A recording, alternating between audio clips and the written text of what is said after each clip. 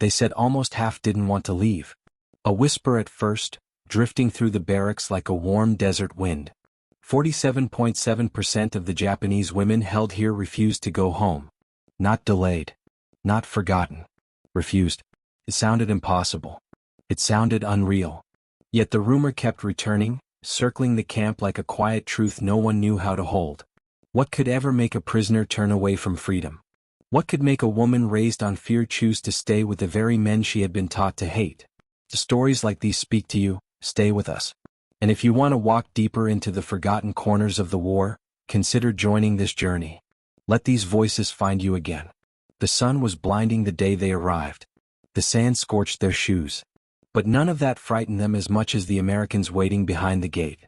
For years they had been told that these soldiers were destroyers, men who killed for pleasure, men who broke women because that was what monsters did. So they stepped off the trucks with shaking hands and hollow breaths, repeating quiet prayers that tasted like fear. We thought the Americans would destroy us. But what happens when fear meets reality, and reality is nothing like fear? What happens when kindness feels more disorienting than cruelty? Repatriation ships were already being prepared across the Pacific. Japan was shattered, burned, desperate to gather its survivors. Every prisoner was expected to return. Every woman. Every man. Every soul. So if this story is true, why would they stay? What did these women see in America that they had never seen at home? What did they feel behind the razor wire that made returning to Japan seem colder than staying in a foreign land? If that question stirs something in you, walk with us into the next chapter. Because the truth waiting ahead is more human, more painful, and more beautiful than anyone ever expected. They came from a world where surrender meant shame beyond death. In wartime Japan, every classroom, every temple, every parade ground echoed the same command: endure, obey, never fall into enemy hands. Children were taught that loyalty was breath itself, that losing was worse than dying, and that the emperors will reach even into the battlefield graves. Families lived with rationed food, rationed light, rationed hope. And all the while, the unspoken truth hung in the air like smoke. Failure was unforgivable. Failure was a stain carried for generations. What kind of heart survives under expectations like that? What kind of woman steps into war already carrying the weight of her nation's fear on her shoulders? To keep that fear alive, Japan built a wall of propaganda so thick it felt like reality itself. Loudspeakers, newspapers, schoolbooks, even songs warned that Americans were demons wrapped in uniforms. They are monsters in human uniforms. They were painted as invaders who would destroy anything they touched. Every victory of the Allies was twisted into something savage. Every defeat of Japan was hidden like a family scandal. And in a world where the truth was tightly controlled, lies became the only food the nation could swallow. Is it any wonder those women trembled? Is it any wonder they expected the worst? Across the Pacific, however, a very different philosophy shaped American policy. The United States had signed the Geneva Convention of 1929, accepting the idea that even war had rules, and even enemies deserved dignity. Red Cross teams inspected POW camps. Medical officers checked prisoners as carefully as they checked their own troops. A prisoner remains a human being. That was the American belief, simple yet radical in the chaos of global war. So when the women were transferred to the facility in the American desert, they braced for torment, but what they found instead was order. Clean barracks, fresh water, scheduled meals. A place designed not to punish but to contain, with a strange sense of fairness running under every routine. The desert became an unlikely sanctuary. Endless sky above them. Dry wind against the fences. The sound of boots on sand instead of sirens over burning cities. Some nights, they lay awake wondering how this place could exist in the same world they had been taught to fear. How could the enemy's land feel calmer than their own homeland in its final days? And as the days passed, one question began to bloom quietly in their minds, fragile but persistent. If everything they had been told was wrong, what else might be waiting for them on the other side of this war? The first night felt endless. The women were led from the trucks to long wooden barracks, each step heavier than the last. They clutched their bundles to their chests, glancing at every doorway, every shadow, every pair of boots. Arrival procedures were simple enough on paper: roll call, health check, assignment of sleeping quarters, but to them each moment felt like a trap waiting to spring. Sleep never came that night. How could it, when every sound in the dark felt like a warning? When every breath carried the memory of everything they had been taught to fear? They expected shouts. They expected fists. They expected humiliation. But instead, nothing. The American guards barely looked at them. No leering. No anger. No curiosity even. Just the steady, almost bored professionalism of men who had seen hundreds of prisoners before and knew exactly how to keep order without cruelty. Some guards even kept small notebooks tucked into their pockets. Military police diaries that later revealed simple routines, simple thoughts, nothing resembling the monsters Japan had described. They barely looked at us. To the women, that indifference was shocking in its own quiet way. How could the enemy be so ordinary? And then, slowly, something unexpected began to happen. Tiny interactions. A nod at the mess hall. A soldier holding a door without thinking. A guard placing a water bucket a little closer so the women wouldn't have to carry it so far. Nothing dramatic. Nothing sentimental. Just human gestures, easy and effortless, like they were the most natural things in the world. One morning, a young American MP tried to speak to them, stumbling through a few simple English words. The women stared, confused. Later they discovered he was part of a small program encouraging guards to teach prisoners basic English for daily tasks. A ridiculous idea, they thought. And yet, when he thanked one of them for handing him a tray, she froze. Why do they thank us? For simple things. In Japan, no guard would ever thank a prisoner. That moment, small, fragile, barely noticeable, became their first bridge across an ocean of fear. And in that instant, deep inside, a question flickered like a spark in the dark. Who are these men, if not the monsters we were raised to fear? They wanted to trust what they were seeing, but inside, a wall stood firm. Their whole lives they had been taught that surrender meant a shame worse than death, that the enemy was a creature wearing a human mask. And now, those same creatures were opening doors, leaving water for them, letting them walk in the sun without barking orders. Kindness felt unreal. Kindness felt dangerous. Kindness was more frightening than cruelty. Because if this kindness was genuine, if this was the real face of the enemy, then what did that say about everything they had believed since childhood? Had their entire world been built on a lie? So they clung to suspicion. Suspicion became a shield. Even as they were treated fairly, even as the guards kept their distance and followed the rules, the women whispered the same thought to each other. This must be a trap. Every gesture was dissected. A warm bowl of soup, was it a test? A polite smile, was it meant to make them drop their guard? Why wasn't the enemy angry? Why wasn't there hatred in their eyes? Why was everything so strangely normal? In their minds, suspicion was the last barrier protecting them from a reality too different, too unsettling from everything Imperial Japan had drilled into them. And then, slowly, the first cracks appeared. Not through some dramatic revelation but through tiny human moments. One woman injured her foot, and an American guard quietly handed her a small packet of bandages. No speech. No gesture of superiority. Just a human helping another human. Another day they heard someone strumming a guitar near the guard station. A soft melody drifting across the yard, so gentle it made them forget where they were. And one night, a woman whispered into the dark of the barracks, "If they were monsters, why aren't they doing anything to us?" No one could answer her. And in that silence, a new question, fragile but unstoppable, began to form within them. What if everything we learned was wrong? In the days that followed, the women began to notice something they had never expected. A routine built not on domination but on dignity. Every morning, the camp woke with a kind of quiet discipline. Floors swept, beds aligned, water checked, medical inspections conducted with the same seriousness given to U.S. soldiers. Rations were identical to what American troops received, something almost unthinkable to prisoners who had been taught that captors existed only to starve, punish, or break them. And yet here, even prisoners stand in dignity. No one shouted. No one humiliated them. Order was maintained not through fear, but through a kind of structured respect. What kind of country treated its enemies this way? Slowly they realized something else. The Americans valued being polite. Almost absurdly so. A guard would take a tool from a POW, nod and say, "Thank you, ma'am." Not mockingly. Not sarcastically. Just polite. Sincere. The women didn't know what to do with that kind of courtesy. In the work credit system, even small tasks, wiping tables, organizing supplies, tending gardens, were met with calm gratitude. It stunned them. Why thank a prisoner for doing something she's ordered to do? What did that even mean? And more importantly, what did it say about how Americans viewed them? Then came the English lessons. At first, the women sat stiffly, refusing to speak, convinced it was another trick. But the classes weren't about propaganda. They were practical, almost gentle, vocabulary for daily life, names of tools, simple greetings. A Red Cross booklet was passed around with cultural notes and phonetic guides.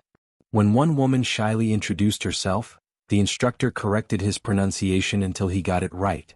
"Your name deserves to be spoken correctly," he said. Such a small sentence, yet it hit them like a stone thrown into still water, sending ripples through every belief they carried. For the first time they felt seen not as prisoners, not as enemies, but as individuals. And beneath it all was something deeper, a philosophy the women sensed long before they could articulate it. A code the American GIs seemed to live by, shaped by chaplains, training manuals, and a culture that expected strength to be paired with restraint. Strength means nothing without mercy. That was the unspoken rule. Power, in the American sense, wasn't proven by cruelty. It was proven by control, by fairness, by treating even those who had tried to kill you with a basic, unwavering humanity. Standing inside that desert camp, far from home, far from everything they once believed, the women found themselves confronting a truth they had never imagined. The enemy they feared had chosen to meet them not with fists but with dignity. It happened so quietly, so unexpectedly, that none of the women could pinpoint the exact moment it began. One afternoon during a recreation break, a young GI accidentally tripped over a crate, arms flailing, landing flat on his back. For a heartbeat, the yard froze. No one knew how to react. And then he sat up, dusted himself off, and shrugged with an exaggerated, self-mocking grin, the kind of goofy, unmistakably American humor that diffused tension without a single word. A few women tried to suppress their smiles, but failed. A soft laugh slipped out, then another, then another. It was the first time we laughed in years. A sound so foreign they almost didn't recognize it. But it was real. Human. And for the first time, fear loosened its grip. What came next felt even more impossible. A shared meal. A simple one served in the camp mess hall, but to the women it felt like an event. Stainless steel trays, warm bread, meat portions larger than anything they'd seen in months, even a small scoop of canned fruit. They expected to be fed scraps, leftovers, humiliation. Instead, the staff served them with the same routine, the same neutrality, the same equality given to American soldiers. They fed us like guests. No insults. No threats. Just food.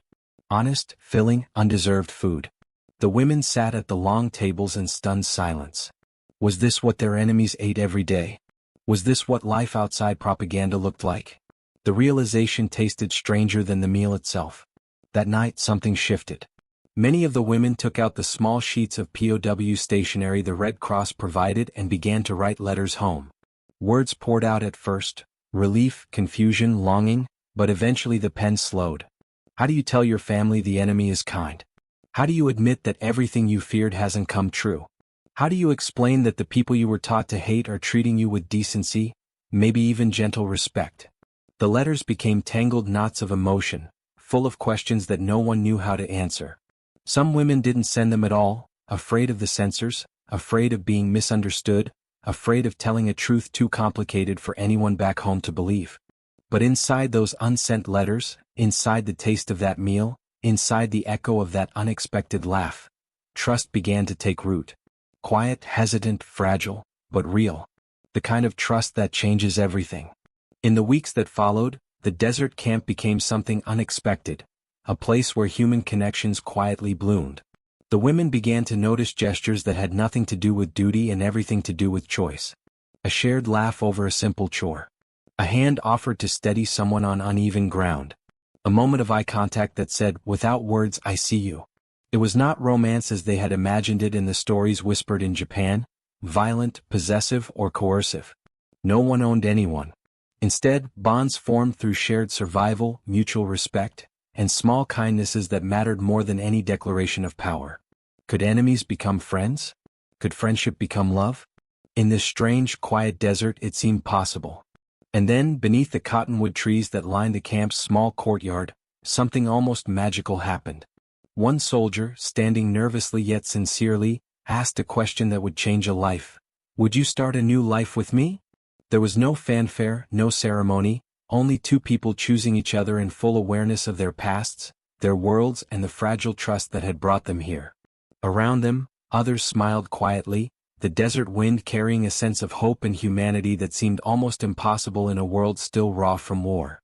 A proposal under the cottonwood tree, a single moment that symbolized every small victory over fear, every lesson that respect and kindness could create the foundation for something real.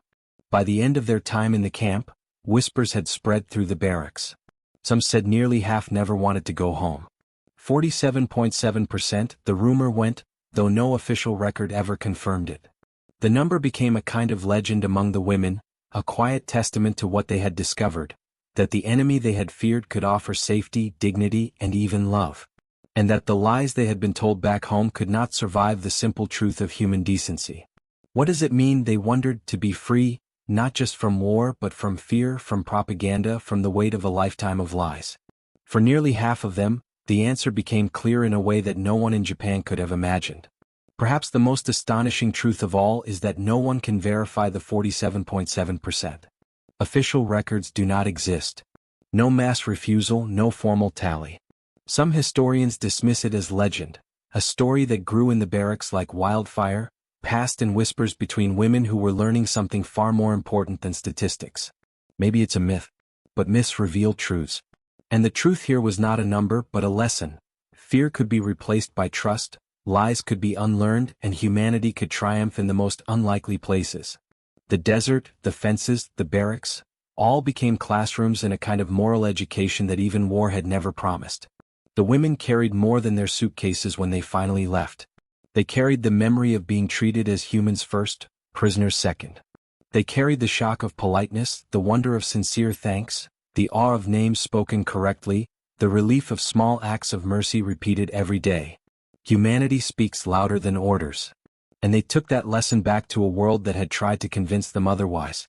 In the years after the war, many of these women shared stories that quietly challenged the narratives of the homeland, planting seeds of reflection, reconciliation, and a fragile understanding that the enemy could also be a teacher of dignity. America had chosen a path few could have imagined, to win not only with steel but with mercy.